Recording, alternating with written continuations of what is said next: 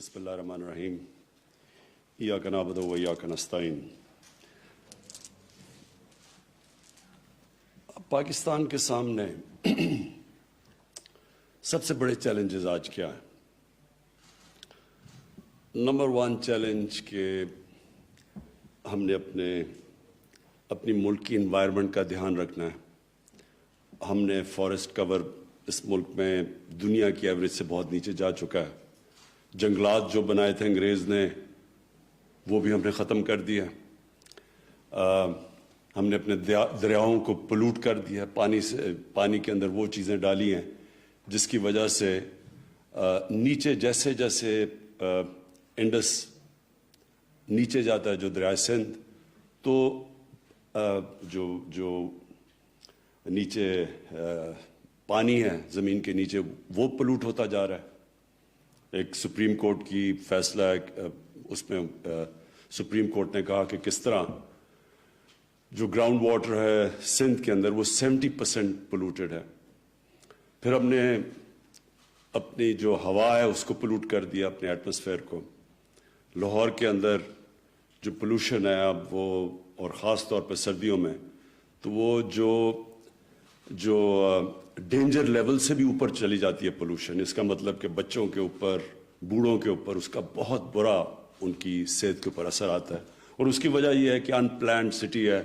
ہم نے اپنے کوئی پچھلے 20 سال میں 70% جو کور تھا، جو فارسٹ کور تھا، جو درخت لگے ہوئے تھے وہ ختم کر دیا اور کانکریٹ بنا دی وہاں۔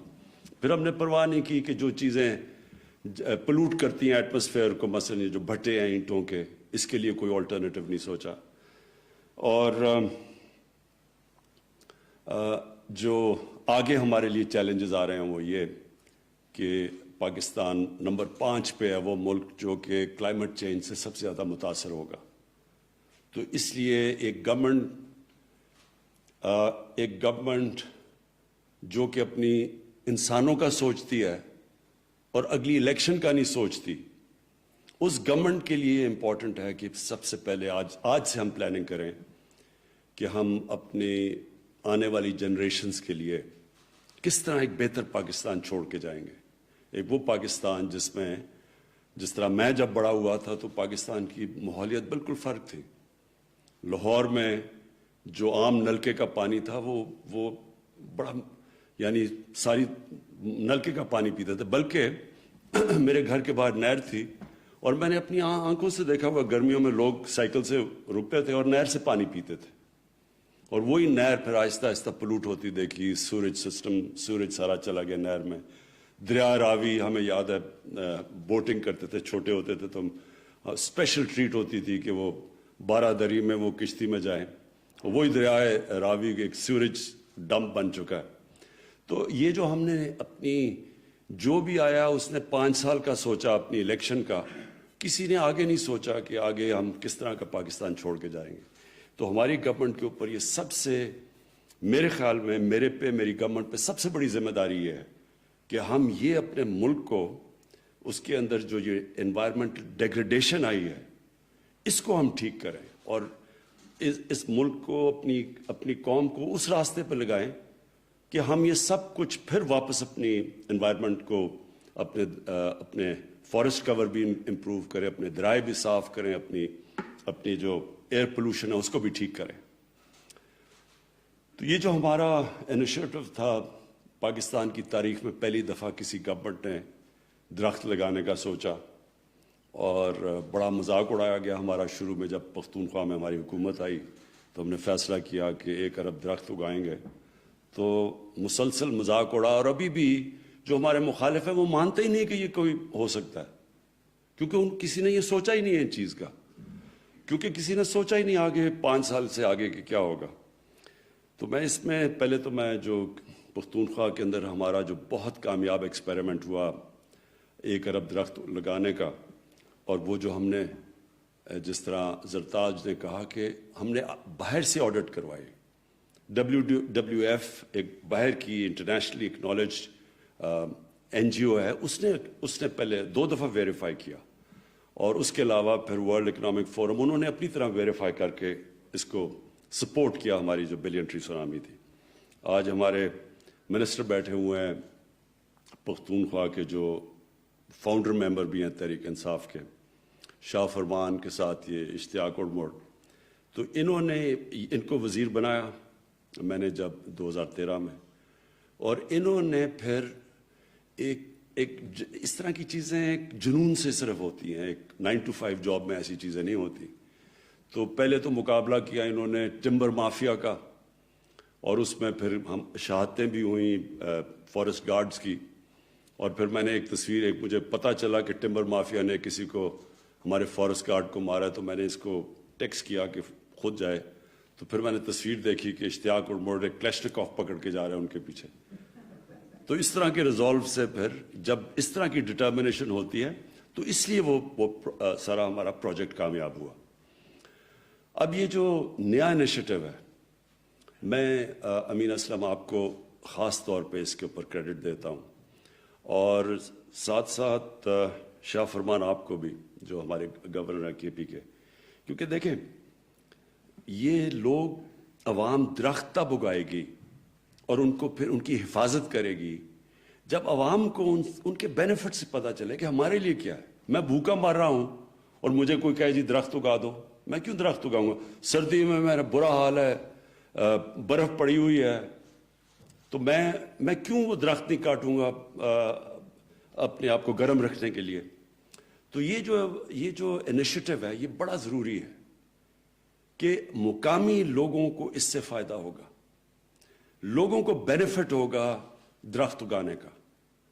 اور یہ جو درخت, یہ جو مثلا ہم نے کندیاں کے اندر بیری کے درخت لگائے, یہ جو بیری کی آئیڈیا تھا یہ دیا تو شاہ فرمان نے مجھے, کیونکہ ان کے علاقے میں جو بیری کا شہد ہے وہ سب سے اچھا سمجھا جاتا ہے, اس کی وہ جمتا نہیں ہے, اس کا کانٹینٹ شوگر کا کم ہے, بینیفٹ زیادہ ہیں.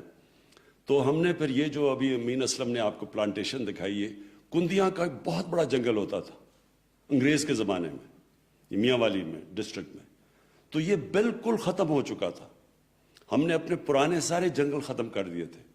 بچپن میں گیا ہوں چھانگا مانگا جنگل میں, بڑے بڑے درخت تھے, سب آہستہ آہستہ جنگل ختم ہو گئے, ان کی زمینیں بھی لے کے لیز کر دی لوگوں کو, پولیٹیکل لوگوں کو. تو یہ جو ریکلیم کیا بعد میں اس کے اندر یہ چیز آئی. تو یہ جو آئیڈیا تھا کہ ہم اپنے جنگل کو استعمال کریں ہنی پروڈکشن کے لیے, شہد کے لیے, یہ زبردست آئیڈیا اس لیے ہے کہ اس پہ امیجیٹلی لوگوں کو نوکریاں ملیں گی. جب عام لوگوں کو, مقامی لوگوں کو نظر آئے گا کہ ہم پیسہ بھی بنا سکتے ہیں, ہماری روزگار بھی آ سکتا ہے, تو وہ پھر سب سے زیادہ وہ جنگلوں کو پروٹیکٹ کرتے ہیں. تو ایک تو یہ اس کے جو آئیڈیاز آپ نے امین اسلم بتایا کہ اس کی جو ایکسپورٹس ہیں دنیا میں ہماری پاکستان کی بہت ہی کم ہے, حالانکہ ہمارے پاس بڑی ورائٹی ہے, ڈفرینٹ قسم کے مختلف ہنی اس ملک میں آ سکتے ہیں. پہاڑوں میں اور ہیں, یہ جو سیمی ایرڈ ایریا ہے جو جدھر بیری اگتی ہے یہ بالکل اور ہے. اور پھر ہمارے 12, آپ کو پتہ ہے نا پاکستان میں 12 کلائمیٹک زون ہیں. یہ بڑا یونیک ہم بیٹھے ہوئے ہیں کہ اوپر سے لے کے سمندر تک 12 مختلف موسم ہیں. 12 مختلف موسم کا مطلب کہ 12 مختلف قسم کی ہیبیٹیٹ ہے, یعنی مختلف قسم کے پلانٹس اگتے ہیں, درخت اگتے ہیں. ہمارے بڑی ورائٹی ہے اس ملک میں, تو اس لیے شاید بھی ہم مختلف ورائٹی کے بنا سکتے ہیں. اور یہ جو انیشیٹو آپ نے لیا ہے یہ اس لیے زبردست ہے کہ اس میں گورنمنٹ اب مدد کرے گی. کیسے مدد کرے گی؟ اگر ہم کبھی بھی ایکسپورٹ نہیں کر سکتے جب تک کوالٹی کنٹرول نہ ہو.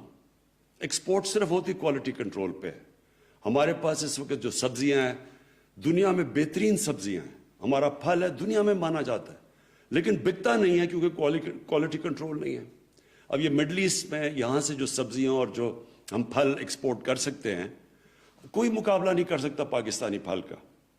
آپ مڈل ایسٹ میں کئی دفعہ سیب کھائیں اور کیلا کھائیں تو اس میں فرق ہی نہیں پتہ چلتا. پاکستان کے اندر اتنا ٹیسٹ ہے ہمارے سارے, کیونکہ ہمارا اللہ کا شکر ہے موسم ایسا ہے, لیکن ہم ایکسپورٹ نہیں کر سکتے کیونکہ کوالٹی نہیں ہے. اس لیے اس میں پوری گورنمنٹ کو مدد کرنی پڑے گی، ministry of science and technology, کہ وہ کوالٹی کنٹرول میں مدد کرے. جیسے ہی کوالٹی کنٹرول آئے گی امیجیٹلی ایکسپورٹ کے لیے ہمارے پاس ہر قسم کا، شاید ہی نہیں صرف ہر پروڈکٹ ایکسپورٹ کے لیے ہمارے پاس ہو جائے گا. اور یہ ہمارا دوسرا بڑا ایشو ہے. ایک یہ ہے کہ ہم نے اپنی انوائرمنٹ کو بچانا ہے، دوسرا اس ملک میں ایکسپورٹس بڑھانی ہے. کیونکہ جب تک ہم اپنی ایکسپورٹس نہیں بڑھائیں گے پاکستان ایک امیر ملک نہیں بن سکتا. اگر ہم باہر سے زیادہ چیزیں امپورٹ کریں گے اور ایکسپورٹ کم کریں گے کبھی بھی ملک کی دولت نہیں بنے گی، ویلتھ کریشن نہیں ہوگی ملک میں. تو ہم ہمیشہ پھنسے رہیں گے. یہ جو ہمارا مشکل پڑ جاتی ہے کرنٹ اکاؤنٹ کے اوپر کہ ڈیفیسٹ میں چلا جاتا ہے، پھر قرضے لینے پڑتے ہیں. اس لیے یہ دوسرا اس کا مقصد ہوگا کہ یہ جو بھی چیز پاکستان میں، جو بھی چیز جس سے ایکسپورٹس بڑھتی ہیں اس سے ملک کو فائدہ ہے. تو ایک انوائرمنٹلی، پھر اس سے ایکسپورٹس کا فائدہ ہے، اور پھر تیسری چیز ہمارا ملک میں ایک ینگ پاپولیشن ہے، دنیا میں سیکنڈ ینگسٹ پاپولیشن ہے. تو لوگوں کو روزگار چاہیے، یوتھ کو روزگار چاہیے. تو یہ تیسری چیز بھی پوری کرتا ہے کہ ان علاقوں میں، جن علاقوں میں یہ ہم شاید کہ انشاءاللہ یہ کریں گے ہارویسٹ بیری کی، اور یہ علاقے یہاں پر بڑی غربت ہے، یہ علاقے پیچھے رہ گئے ہیں. یہ میں نے دیکھے ہوئے جدھر ابھی کندیام جیسے بھی، وہاں بڑا ایک ریگستان، کم بارش کم ہوتی ہے. تو ان علاقوں کے اندر نوجوانوں کو نوکریاں ملیں گی. اور یہ تیسری چیز ہے کہ ہم ملک میں روزگار اپنا بڑھائیں گے. تو ہر طرح یہ ایک پروجیکٹ ہے جس کے لیے جو ہر طرح ہمارے ملک کی مدد ہوگی. میں یہاں ایڈ بھی کر دوں کہ ہمیں اپنی درخت اگانے میں دو اور چیزوں کے اوپر زور ڈالنا چاہیے. اور ایک کا اس کا بھی شاہ فرمان بات کرتا ہے، آلیوز کا. اس وقت ہمیں مشکل کیا ہے کہ ہم جو ایڈیبل آئل ہے وہ امپورٹ کرتے ہیں. جب ہم امپورٹ کرتے ہیں تو وہ سارا پریشر پڑتا ہے ہمارے کرنٹ اکاؤنٹ کے اوپر.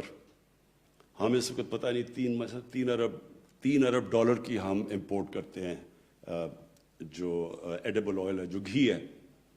اب مشکل یہ ہوتی ہے کہ جیسے ہی روپے نیچے جاتا ہے تو جو بھی امپورٹ ہوتی ہے وہ مہنگی ہو جاتی ہے. تو اس لیے ہمارا اس وقت جو گھی ہے وہ مہنگا ہو گیا، اور وہ عام آدمی استعمال کرتا ہے.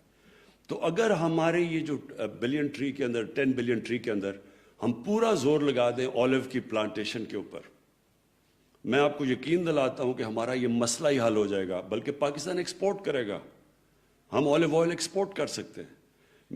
ہم نے ایک ایکسپرٹ بلایا آلیوز کے اوپر، کینیڈا میں ایک پاکستانی ہیں جو ادھر رہتے ہیں. تو انہوں نے مجھے بتایا کہ جو دریائے سندھ کی جو رائٹ سائڈ ہے، یہ جو سارا سلیمان رینج ہے، یہ بہترین علاقہ ہے آلیوز کے لیے.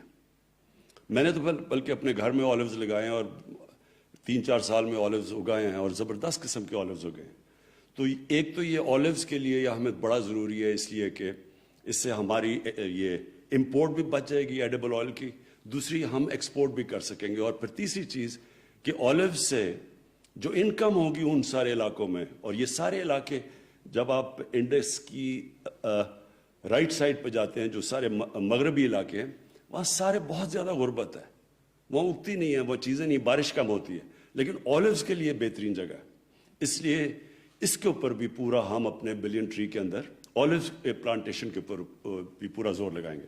اور ایک آخری چیز، میں نے اپنے گھر میں ایووکاڈوز لگائے ہیں. آپ یقین کریں کہ بہترین ایووکاڈوز اگتے ہیں یہاں پاکستان میں. تو ہمیں اس کے اوپر بھی اب پورا زور لگانا ہے، کیونکہ ایووکاڈو جو